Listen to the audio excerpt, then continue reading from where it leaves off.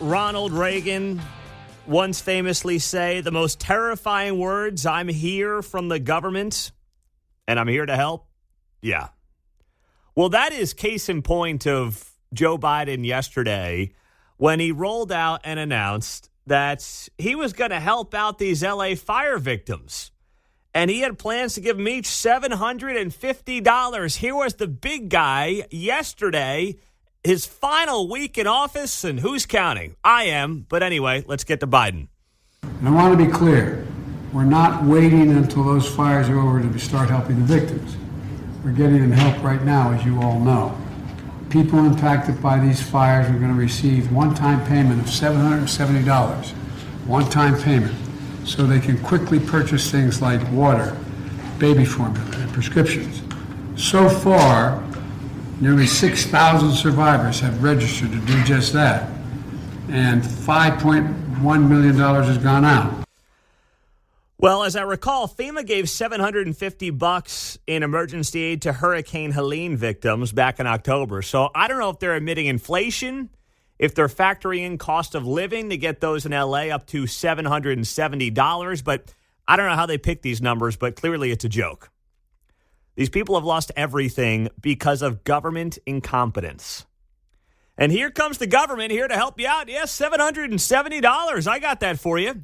It's great to be here on a Tuesday morning on KCMO Talk Radio 95.7 FM. We are always streaming on the KCMO Talk Radio app. You've got a new active fire burning as of this morning in Ventura County, California. We'll get you up to speed on all that coming up in the next few minutes. But when I saw this video from the President of the United States, I didn't view this as just an opportunity to rag on the guy. I mean, I don't need to. None of us need to. Guy's gone in 6 days. All right? I mean, Joe Biden will go away in 6 days and will go down as one of the worst presidents in American history, hands down.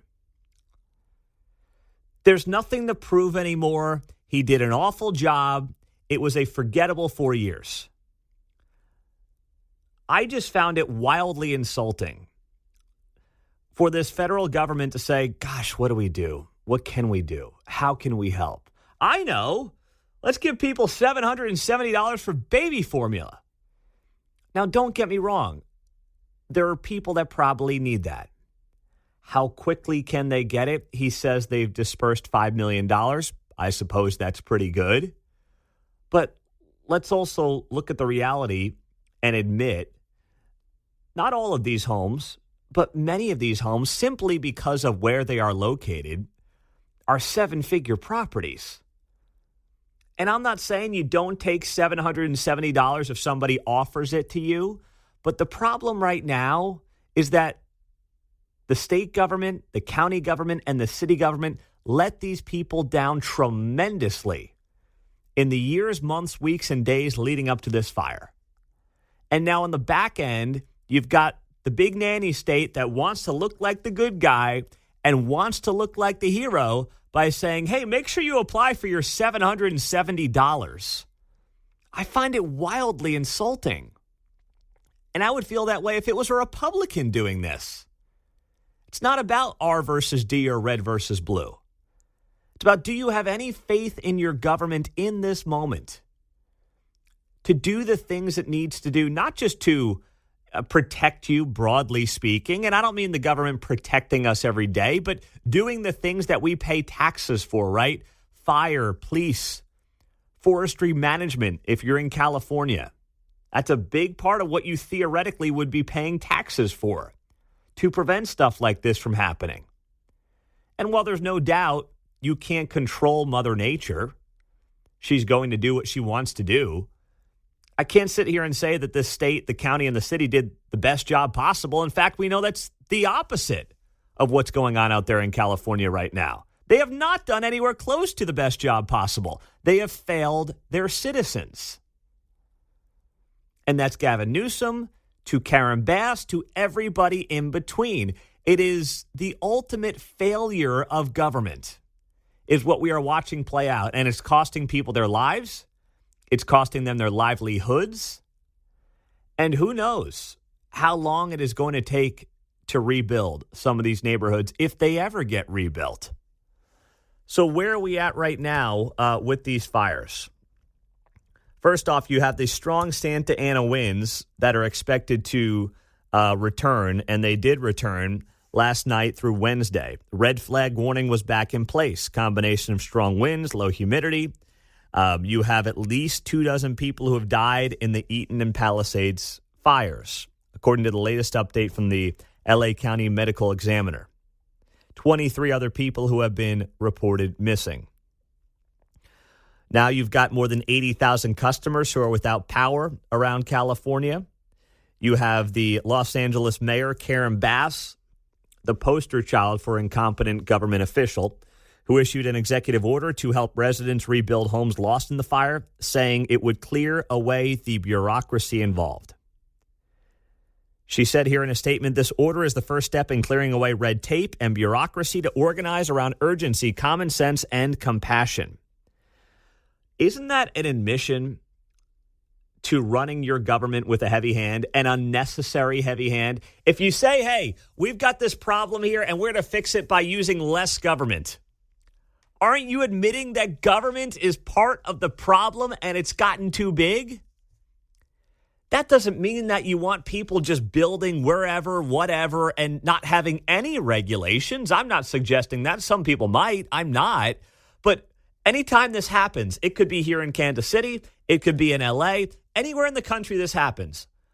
When the government says we are reducing our red tape to try to expedite something, you're admitting your red tape gets in the way of progress, gets in the way of the free market being able to do the job it needs to do to, whether it, build homes, build businesses, whatever it might be. You're admitting your failures. You're admitting you get in the way. And that's what's happening right now. The government failed its people. They got in the way far too many times. And now they've got to sit back and sadly reap what they sow. And it's horrible. I mean, you got wealthy homeowners. I saw this headline story on the Wall Street Journal last night. Wealthy homeowners and their insurers turn to hired help to fight LA wildfires. They are using private firefighters to help try to protect their homes and neighborhoods. You pay an astronomical amount of tax dollars in California, and you can't even rely on firefighters to show up. Now, I know in this case, this is historic in nature, but just generally speaking, the fact that this is even part of the conversation right now in that part of the country shows me and proves to me that you can't rely, sadly, in many of these cities and many of these counties on your government. On a much smaller scale is something we're dealing with here in Kansas City right now. You've got more break-ins over the weekend, right? This has become a massive problem. Property crime is ravaging parts of Kansas City, and your government doesn't know what to do about it. They show up on the back end, kind of like Joe Biden, and they say, hey, we'll help you out if you get broken into between July 1 of last year and June 30th of this year. We'll kick in $5,000 to help you rebuild and get your security system up and running. June 30th of last year, you're kind of screwed. They make up these arbitrary dates. They claim they're here to help, whereas if they just did their jobs out of the gates, things would be much better off. And I have an example of that. Channel 9 KMBC here in Kansas City did a report from La Bodega, which got broken into 3 times in the past 6 weeks. The most recent time was this weekend. We had a heat wave here in town. It got up to like 28 degrees, so the criminals came back out and decided to wreak some havoc on innocent businesses. And what is the city's response? One thing really drove me up at the wall on this front, and I will share that with you coming up next. Bottom of the hour, Dan Hawkins, Kansas Speaker of the House. They got underway yesterday in Topeka. I'm going to ask him about whether or not he really thinks he can get the Chiefs over to Kansas. That's all coming up on 95.7 FM, KCMO Talk Radio. So over the weekend, we told you yesterday how you had several burglaries along Southwest Boulevard on the Missouri and Kansas sides of the state line.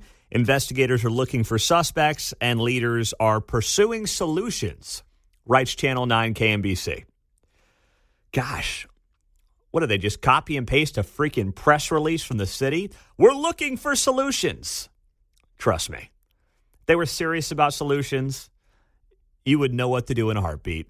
And they would not have made the disastrous mistakes that they made for years leading up to this moment. Kansas City had a good year in 2024 from the standpoint of homicides. They came down 20%. Non-fatal shootings were up in 2024, which tells me that the criminals in this town just need to get their eyes checked. That's what it tells me. When non-fatal shootings are up or homicides are down, I mean, you're glad that less people are dead, but let's be honest, it's really not a good data point. It just means people missed. But then you have the property crimes that have skyrocketed. And the property crime issue is far more relatable to regular people who are not dealing within and under the world of violence and drug dealing and things like that. That could be somebody who owns a small business, who locks up for the night, shows up the next day, and their place is broken into. That's you walking out to your car this morning in Brookside or wherever, Waldo in Kansas City, and your car's gone. Your car's broken into. Your windows are smashed. That's regular people. That's far more likely to be relatable for a lot of folks than anything else. So with that, this now is an issue that has been impacting small businesses en masse for the last several months in this town. And this one most recently is La Bodega's third break-in in the last 6 weeks. So what happened? Channel 9, KMBC was there. They did a good job on the news. I got a couple of clips here from KMBC. So well done by them. Here was their reporting from La Bodega yesterday after their third break-in in the last month and a half. Councilman Crispin Rea was another lunch guest at La Bodega today. The restaurant is in his district. He calls the repeated city burglaries frustrating and disappointing. That's an important piece of this, is making sure there is a active police patrol presence in hot spots where we know this stuff occurs. New Jackson County Prosecutor Melissa Johnson said when suspects are caught, a new property crimes division in her office is designed to move these cases more quickly through the court system. We have already started partnering with different regions and different entertainment districts in Jackson County to work proactively with security guards, business owners. I think the city needs to up their security, hire more policemen, and we need to be more vigilant as citizens. Part of the city's plan is to increase KCPD's budget by 30%, to add 150 new police officers, and also increase salaries to keep the ones they already have. That's Channel 9 KMBC with that reporting from La Bodega. And you heard there from City Councilman Crispin Rea. You heard from Melissa Johnson, who is the new Jackson County prosecutor, arguably the most important role right now in the entire city. You could hear the pomp and circumstance in the background. That's because she was at the inauguration of Missouri Governor Mike Kehoe yesterday when she was asked about this. And credit to her for being down there as a Democrat supporting a Republican, knowing that having Mike Kehoe on her side can be a very good thing for the city of Kansas City. But all this is reactionary.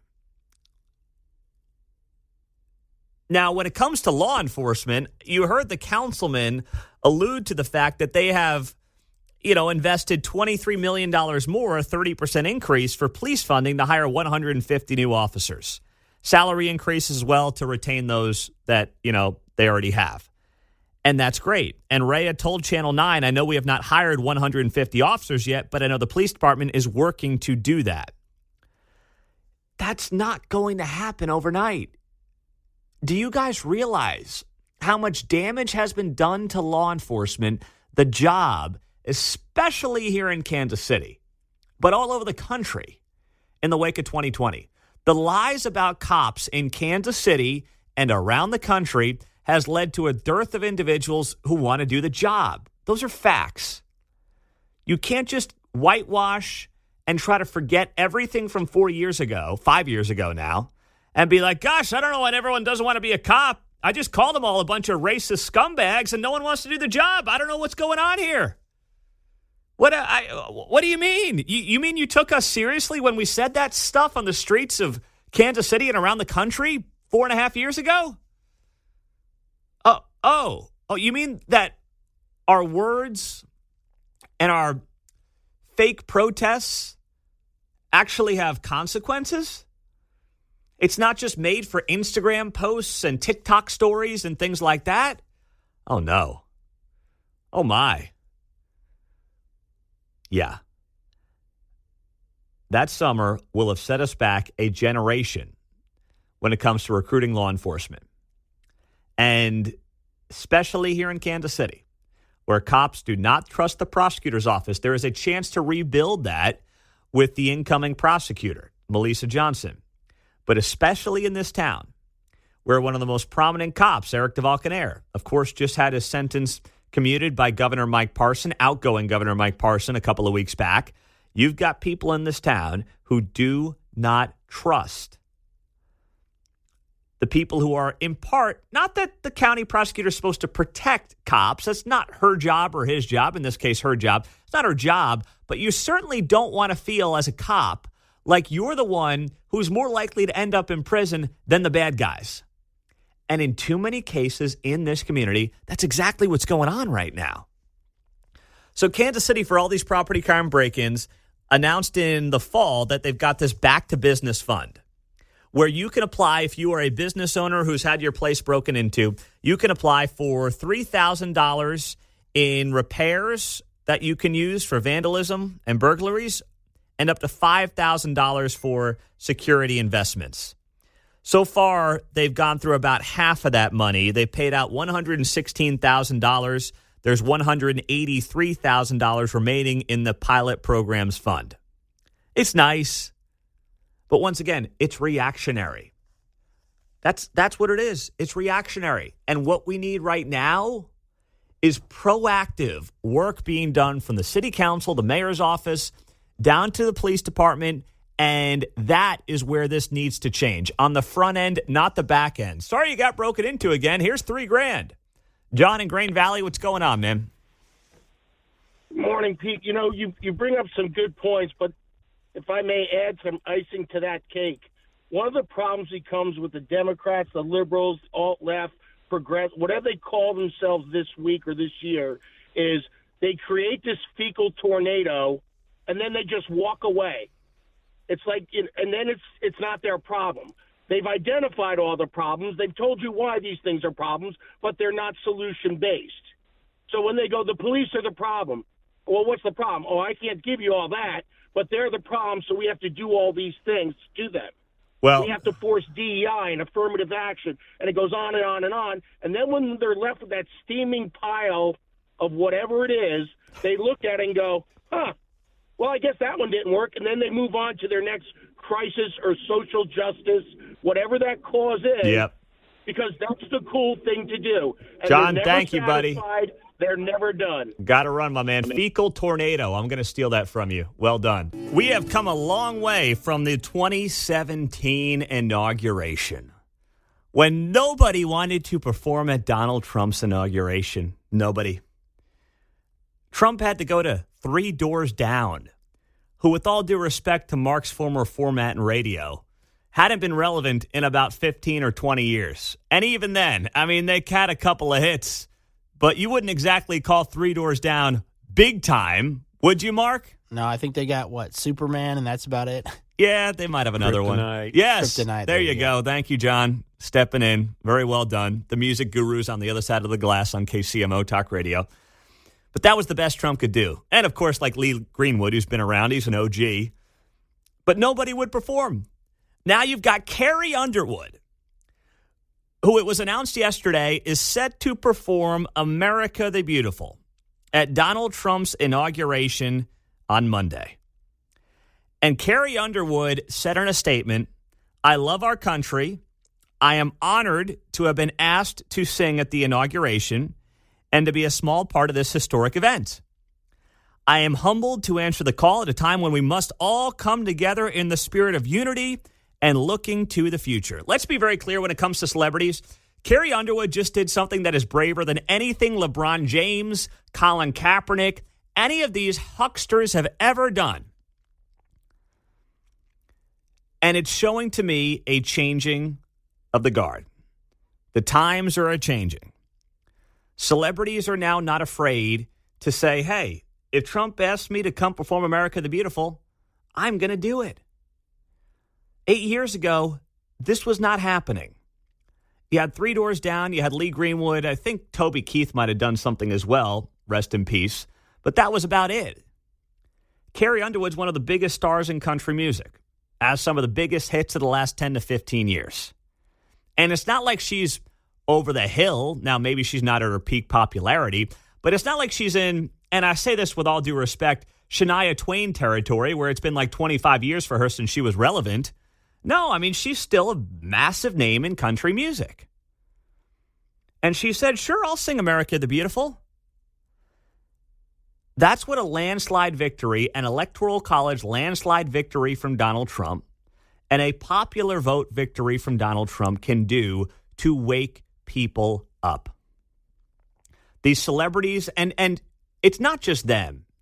It's also their lefty handler agents, their managers, who have convinced them and told them for the last decade now to keep your mouth shut. No one likes Trump. You don't want to hurt your audience. And it's like, especially if you're in country music, how do you think these people voted? A majority of this country showed up to the polls on November 5th and voted for the guy. This nonsense from these people on Fifth Avenue in New York City and out in Los Angeles, it rings hollow. They're caught in their little bubble. And they're the ones who are out of touch. It's not you. It's not me. It's not some of these celebrities who voted for Trump but just don't want to say it because either they're afraid or they've been shamed or scared by their handlers into keeping their mouths shut. Carrie Underwood is helping change that. And she announced yesterday that she is going to be performing at the inauguration. And I don't think you can understate this moment. Now, Republicans are never going to go toe-to-toe with Democrats when it comes to celebrity. And I don't want them to. Okay, I'm not going to pretend like Republicans have the celebrity backing of Democrats. They don't, they won't, and I'm fine with that. Because we've got the American people, at least right now, based on what happened 2 months ago. So I'm all good. I don't want the celebrity. But when you have them, it's important to pat them on the back. Because in their world, this is going out on a limb. In their world, there will be people who will say, you know what, I'm never going to deal with Carrie for anything. I'm never going to sign her for anything. She's not getting this gig, that gig. But then you get to a point where you have so much money, you just don't care. And that's a good place to be in life when you have the kind of dough where you say, you know, I don't give a damn. I don't care if it might hurt me in terms of getting some gig or playing at some events or maybe getting some movie role that I want on the side. I don't know. I mean, all these people want different things out of their careers as it goes along, and Carrie Underwood is done with it. You know, she's got a nice family. She's married to an NHL player. Does he still play, that guy? I don't think he plays anymore. I think he's retired. He was on Nashville. Yeah, he was on the Predators down there in Nashville. I got to imagine he's retired by now. I mean, that sport will beat the crap out of you. But either way, she doesn't need any of this. But it's funny when you Google Carrie Underwood, and I did this morning to see a test on how this would go on Google. Google Carrie Underwood inauguration, and here are some of the stories you get from The Independent. Carrie Underwood met with intense backlash after announcing Trump inauguration gig. Oh, intense backlash. What does that mean? Well, she got knocked by random people on her Instagram. Trolls went to her Instagram and commented on it. One fan writing, per The Independent, so gross that you're supporting Trump. History won't forget. I think that might be some of the employees over at KCUR in town who actually did that. I don't know. I'm just spitballing here. Another wrote to Carrie Underwood on social media. Carrie Underwood is performing at Trump's inauguration, so I'm blocking her on all the apps and boycotting her music. Oh, you're showing her. Wow. Carrie Underwood has room. She's accepting applications for another Spotify listener and another follower on social media since this person decided to block her, because that's how this works. The Independent also writes, Underwood has also dismayed many LGBT plus fans, having previously spoken out in support of gay marriage. Where's the part where Donald Trump ran on the platform of banning gay marriage? Listen, I know I only covered this election every day, 4 hours a day for the last several months, but I might have missed the part where Trump said he was, going to reverse gay marriage and block gay marriage. I mean, the guy's got plenty of prominent gay people who are working for him, who will continue to work for him. Once again, I might have missed the memo. I don't know everything that's going on, but I missed that as being a big part of the campaign. But yeah, that was another angle that the trolls were taking on social media. And then here's what happens. These major publications write these things as if like this is the general belief of her fans and her supporters, which is not true. These are random trolls on social media that get amplified by major publications like The Independent out of the UK, and they make it seem like this is just the common theme amongst her fans and supporters, and it's not. There's no way it is. Another adding on social media, per The Independent, performing for the Orange Buffoons inauguration. Guess we know where you stand. Yeah, we do know where Carrie Underwood stands. She's an American patriot. And she knew there'd be some backlash, and she said, you know what? I don't care. I don't. So Carrie Underwood is joining the Village People and Lee Greenwood. That is quite a trio. Tell me where you'd be hanging out and expect to see performances by Carrie Underwood, the Village People, and Lee Greenwood outside of Donald Trump's inauguration. But it's a good get. I'm glad she's doing it, and we should not understate what this means. We'll see if any other notable musicians want to stand up to the moment and back the majority of the American people who came out on November 5th and gave Donald Trump the biggest win for a Republican in 35 years. 913-408-7957 is how you join us on KCMO Talk Radio on a Tuesday morning. Don't forget it's a Tirade Tuesday. That is happening at 8:30. And we hope you'll join us in 6 days, speaking of the inauguration, for our inauguration watch party. It will be at Ray's Cafe in Independence, 11 a.m. I'll be there. Keatsman will be there. It'll be a good time. And you can RSVP right now at KCMOTalkRadio.com. That's KCMOTalkRadio.com. We'll be with the Jackson County Republican Party. They're excited to get folks out, meet you, maybe have you sign up for some work with them. But either way, it's going to be a great watch party, and we look forward to seeing you out there. 913-408-7957. Coming up next, the best article that I read on how California became a paradise lost. Do not miss it next. So I got to figure out what to do because the Guy Benson folks just reached out and asked me to fill in for them on Monday on Inauguration Day. And I'm always happy to do it, especially now that we are carrying all 3 hours of Guy Benson's show here on KCMO from 2 to 5. I want to help him out, but I wanted to have a couple of pops at the inauguration watch party. So now I don't know what to do. Now I'm between a rock and a hard place. I want to be a team guy. I'm happy to do more here on KCMO. But it kind of ruined my whole plans of eating a chicken fried steak at Ray's and, having a drink or two, kicking back, doing the Trump dance, watching the YMCA, and then going home and crashing for a little bit. So, I don't know. I'll have to figure something out. But either way, it's going to be a great day, and we hope you'll join us and the Jackson County GOP. And just RSVP right now at KCMOTalkRadio.com. With that, the best piece I saw about California came courtesy of the Wall Street Journal. And the headline was, How the Left Turned California into a Paradise Lost. And the subtitle reads, Gavin Newsom promised to Trump-proof the Golden State. If only he had fireproofed it instead. After the November election, California Governor Gavin Newsom announced his plans to Trump-proof the Golden State. How about fireproofing? Writes the Journal.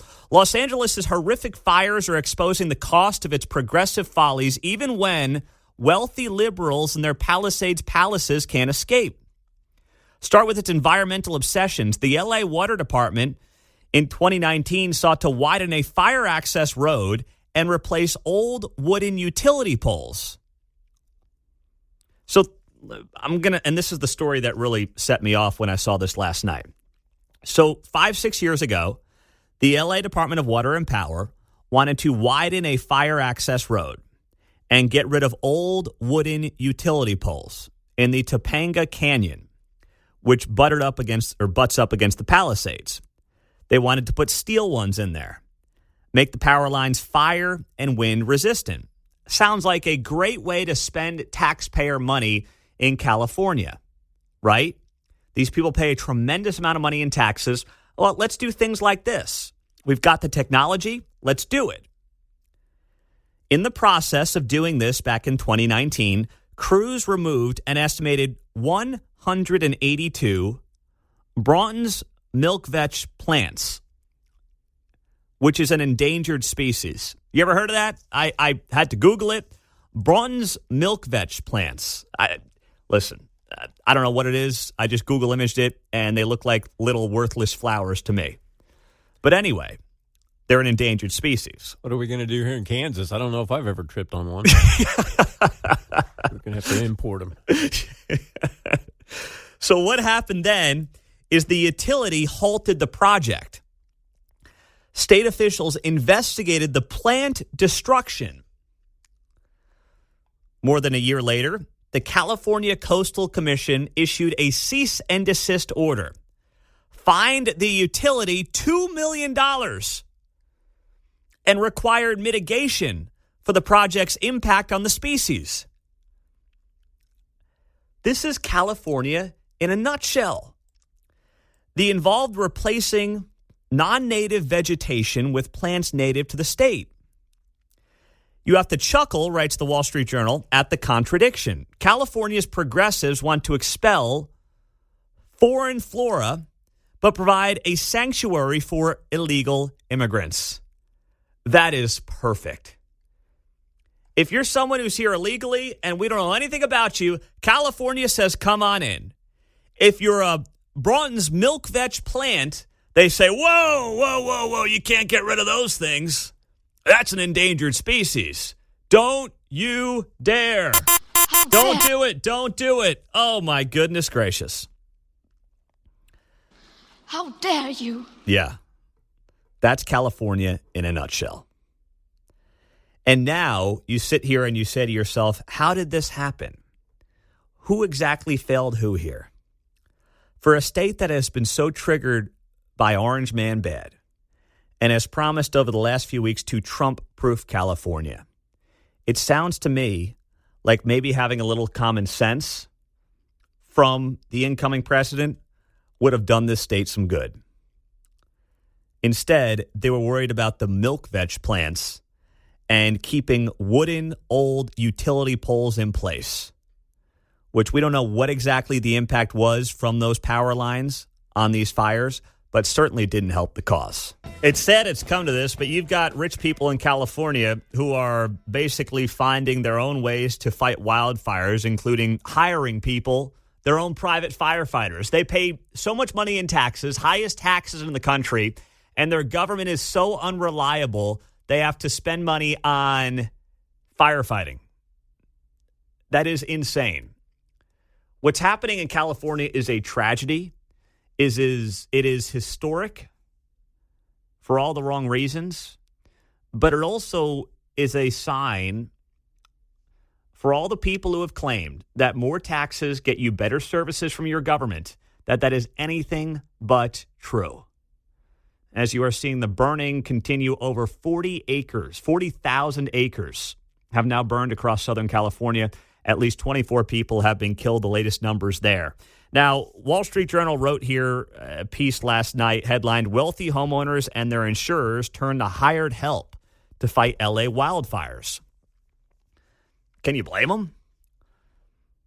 They highlight, you remember this guy, Mark? Olympic gold medal sprinter Michael Johnson? You remember him? Oh, yeah. He was great. So he heard the Palisades fire was heading his way. He knew his multi-million-dollar hillside home in Malibu was in danger. He didn't dial 911. He turned to his private firefighting system for protection. Michael Johnson pays about $5,000 a year to lease the system, a pump and hose apparatus that can draw large amounts of water from his swimming pool to help fight the progress of wildfires and backstop the city's municipal firefighters and hydrants.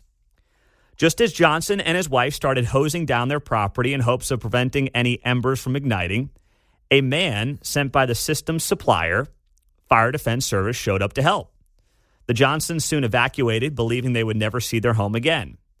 But the man from Fire Defense stayed behind to help protect their house, and a neighbor's who was also a client. As the inferno engulfed parts of the Los Angeles area, tensions have flared over the crew of private firefighters who have been spotted roaming affected neighborhoods and battling the blazes for their clients. A Pacific Palisades resident came under fire after offering on X to pay any amount for private firefighters willing to protect his home.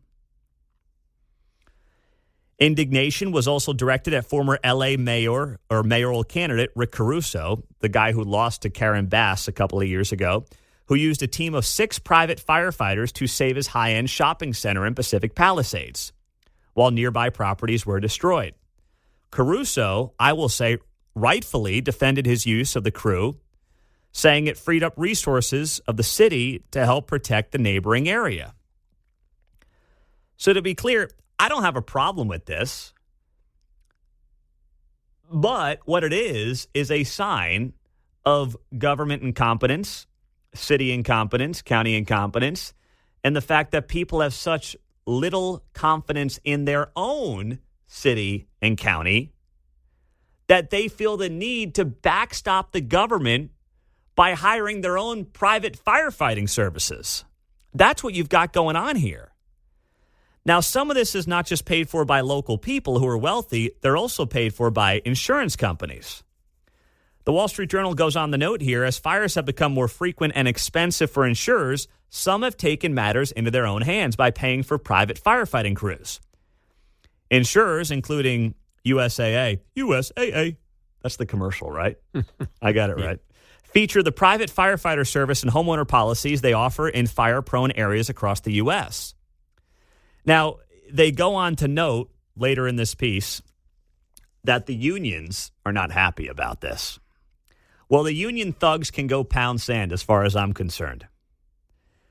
The article says here, private contractors who directly battle blazes are not firefighters, said Brian Rice, president of the 35,000-member California Professional Firefighters Union. Hey, Brian, how about you do this, buddy? How about you check to make sure that the reservoirs are full? How about you make sure the hydrants work? Instead of worrying about who's a union, I'm trying to use I don't want to say the word. Okay, let me just reset because I almost got myself worked up there, John, and said something I shouldn't have said. All right, so let me reset myself here. I wanted to say it. Okay. How about you worry about the things that matter so your 35,000 members can actually go fight fires instead of worrying about whether or not you can get more people on your payroll to pay union dues? Okay? Worry about that. Don't worry about stuff that doesn't matter to you.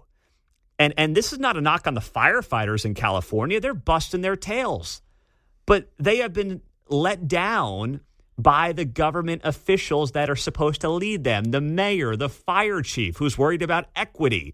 The lady in charge of the water department, who's saying the reason she took the job is because of equity goals instead of, making sure there's water to fight fires.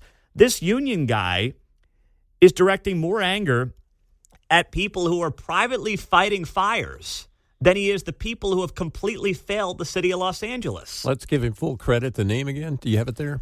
Brian Rice. Brian, that's what I thought. Yes. Brian, those people out there are firefighters. You meant to say they're not union firefighters. Yeah, exactly. Period. Well, end they of don't. Sentence, end of your point. They don't count because they're not paying dues to Brian to get Brian an overpaid gig as a union thug. Mm-hmm. That's the problem here. Brian Rice goes on to say in a statement, we don't know their training. We don't know their equipment. Well, you know what? Their equipment's working better than yours, apparently, there, chump. It's whatever you get your hands on, bro. Yeah, exactly. Shovel, a hose, whatever. When we see them, we consider them a liability. Oh, please. And he's not even saying anything about they could be, criminals or whatever. He's not even going there. They're just not union. We don't know where they come from. Your liability is your mayor. Your liability is the chief. This guy hasn't said a peep about the chief. But now you're worried about someone who's privately fighting a fire in the back of Michael Johnson's home? as Michael's doing his, 10-second 100-meter dash away from his house? Emergency services, he says here, isn't a for-profit business. Oh, please. See what the fire chief's making out there? I mean, the lady at the water department was clearing $750,000. The fire chief, I want to make sure I have it right. I mean, she's making hundreds of thousands of dollars. $439,000 is the number I'm seeing here. I'm just scrolling through Google right now, so I don't know if that's definitely confirmed, but either way, I mean, the last I saw, it's hundreds of thousands of dollars for the Los Angeles fire chief. And you've got the guy that runs the California Firefighters Union talking about, well, this is not a for-profit business. I don't know. $500,000 for your fire chief? That's pretty damn good.